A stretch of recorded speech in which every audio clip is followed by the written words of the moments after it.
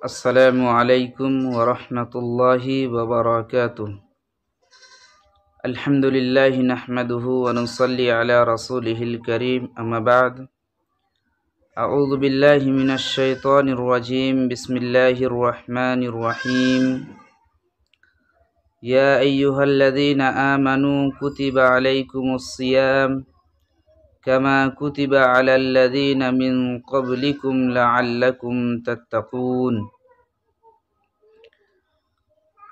मुहतरम नाज़रीन, सामीन हज़रात, अगर आप इस चैनल पर नए हैं तो आप चैनल को सब्सक्राइब करें और मज़ीद वीडियोज़ पाने के लिए बेल आइकन दबा कर रखें ताकि आप तक हमारी इल्मी गुफ्तगू और इल्मी दर्स आप तक पहुंच पाए। अल्लाह रब्बुल आलमीन से दुआ है कि अल्लाह ताला हमें और आपको इस कार खैर में बढ़ चढ़ कर हिस्सा लेने और इस्लामी वीडियोज़, तकारीर, दर्स को दूसरों तक पहुंचाने के लिए, क्योंकि अल्लाह के रसूल सल्लल्लाहु अलैहि वसल्लम ने फरमाया कि जो शख्स भी किसी खैर की रहनुमाई करता है उसको उतना ही अज्र मिलता है। तो लिहाजा अगर आप अज्र के नीयत से और सवाब की नीयत करके इस वीडियो को अपने दोस्तों तक और अपने अकारीब तक और अपने ग्रुप में शेयर किया तो यकीनी तौर पर आपको एक अल्लाह ताला की तरफ से सवाब और नेकी के आप हकदार होंगे। मुहतरम नाज़रीन, आज हम जिस महीने के अंदर मौजूद है वो महीना बहुत ही बाबरकत और बारहमत वाला महीना है, जिसको सय्यदुस शुहूर कहा गया है। इस महीने के अंदर आपने बहुत सारे मसाइल और फ़ज़ाइल और इल्मी मसाला को सुना होगा, लेकिन मैं आज आपके सामने जो मौजू लेकर रूबरू हूँ, आपके सामने बयान करने जा रहा हूँ, वो मौजू है रोज़े की हालत में जो काम जायज़ है। यानी एक मुसलमान रोज़ा रखते हुए किन काम को अंजाम दे सकता है, किन काम को वो रोज़े की हालत में कर सकता है। अगर उस काम को वो कर लिया तो उनका रोज़ा नहीं टूटेगा, उनका रोज़ा सही होगा।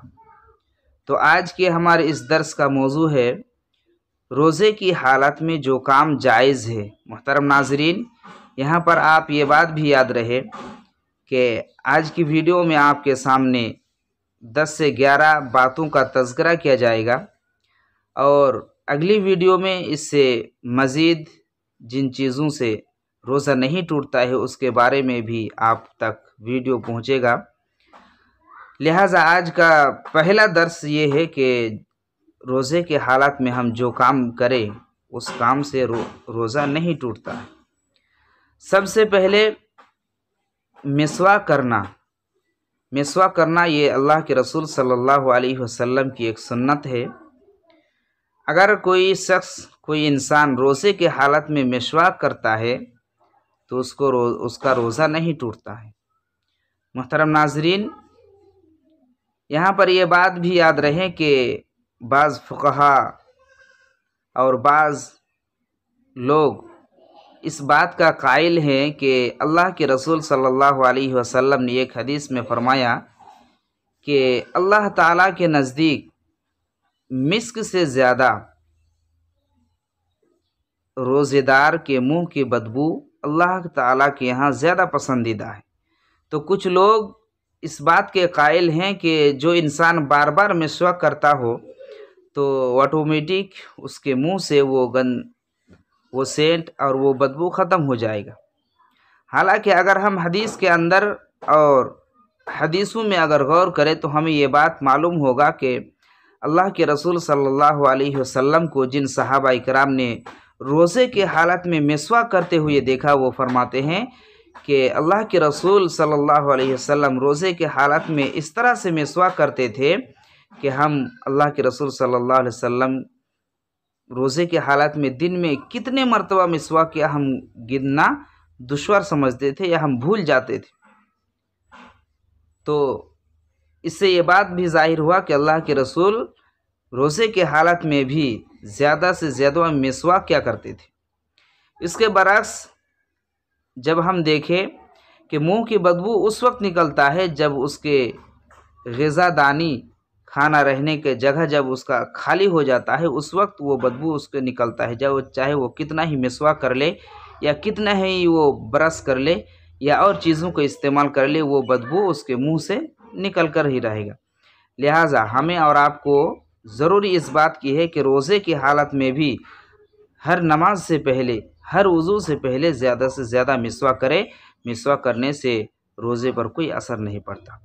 2 नंबर, जनाबत की हालत में सहरी खा लेना। यानी कोई इंसान कोई बीवी से हम बिस्तरी करके हो या इह्तिलाम के ज़रिए से हो, अगर रात में वो जनाबत जुनूबी हो गया और जुनूबी होने के साथ साथ अगर उनको गुस्ल करने का वक्त नहीं मिला या कोताही से उसने गुस्ल नहीं किया, अगर उसके पास वक्त नहीं है कि सहरी ख़त्म हो जाए, तो वो उसके लिए ज़रूरी है कि वो पहले सहरी खा ले और सहरी खाने के बाद फिर वो गुस्ल करके नमाज अदा करें।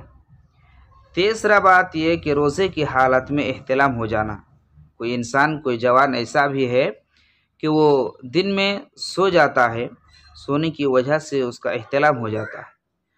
हालांकि वो रोज़े से है लेकिन वो सोने की वजह से इह्तिलाम हो जाता है, तो इस हालत में भी उसका रोज़ा नहीं टूटेगा, रोज़े पर कोई असर नहीं पड़ेगा। क्यों? इसलिए कि अल्लाह के रसूल ने फरमाया कि 3 ऐसे शख्स हैं जिसके ऊपर से कलम उठा लिया गया है, यानी उसकी ना नेकी लिखी जाती है ना उसके बुरे काम को लिखा जाता है।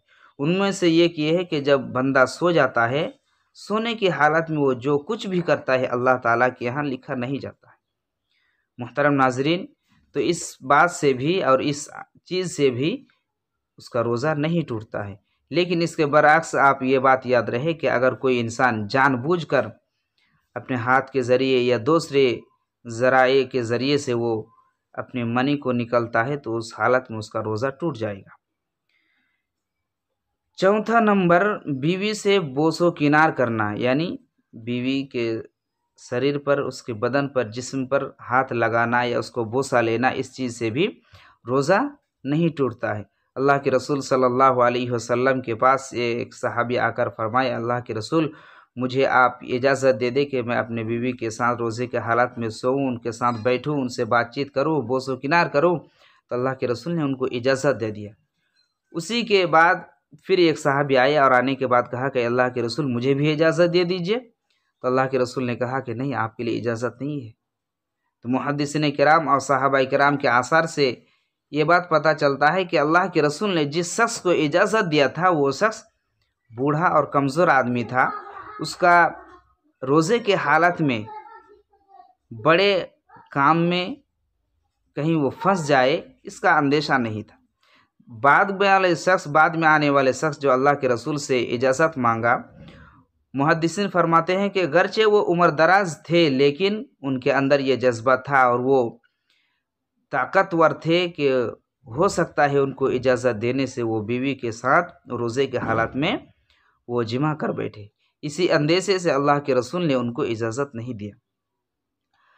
5 नंबर, अगर कोई इंसान ज़्यादा ही गर्मी है और गर्म के माहौल में रहता है, तो उस गर्मी की वजह से अगर अपने वो सर पर पानी बहाना चाहे या पानी पट्टी लगाना चाहे तो वो लगा सकता है।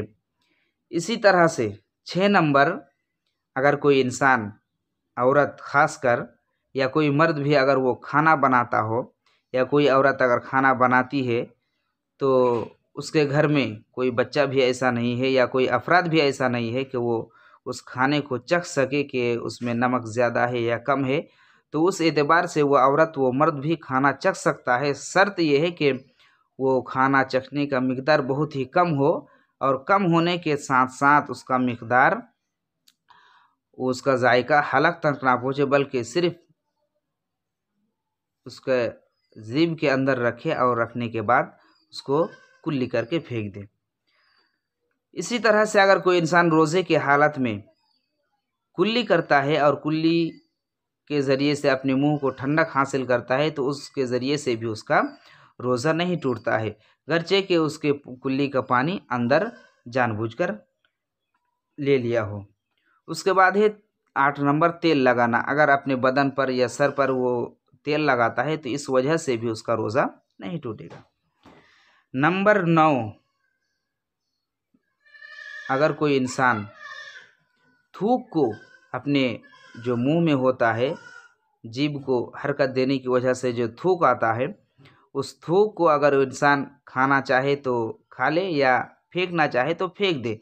इसके खाने से रोज़े का कोई असर नहीं पड़ेगा, उसको फेंकने से रोज़े का भी कोई असर नहीं पड़ेगा। लेकिन यहाँ पर हमारे बाज़ इलाकों और बाज़ देहात में ये मसाला है कि अगर वो थूक को खा ले तो उसका रोज़ा टूट जाएगा। नहीं, क्यों? इसलिए कि वो अंदर की चीज़ है, अंदर की चीज़ अंदर ही में रहे तो उसमें रोज़ा नहीं टूटता है। अगर बाहर की चीज़ कोई अंदर जाए तो उस वजह से रोज़ा टूट जाता है। उसके बाद 10 नंबर है, अगर आप किसी जगह सफ़र पर है, आप किसी से बातचीत कर रहे हैं और बातचीत करते ही दौरान आपके मुंह में कोई गर्द गुबार आ गया या कोई मक्खी आ गया और या मच्छर आ गया और अचानक पेट में चला गया या हलक में चला गया, तो इस वजह से भी आपका रोज़ा नहीं टूटेगा। तो ये 10 चीज़ जो मैंने आपके सामने बयान किया, इन चीज़ों को इस्तेमाल करने से और इन चीज़ों को रोज़े की हालत में अगर हो जाए तो उसका रोज़ा नहीं टूटेगा। लिहाजा अल्लाह ताला से दुआ है कि अल्लाह ताला हमें कुरान व हदीस को सही समझने और कुरान व हदीस पर अमल करने की तौफीक अता फरमाएँ। मोहतरम नाज़रीन, अगले वीडियो के लिए आप इस चैनल का सब्सक्राइब करें और रोज़े की हालत में जो काम जायज़ है, अगली नशिस्त सुनने के लिए आप हमारे साथ जुड़े रहें। अस्सलामु अलैकुम व रहमतुल्लाहि व बरकातुहू।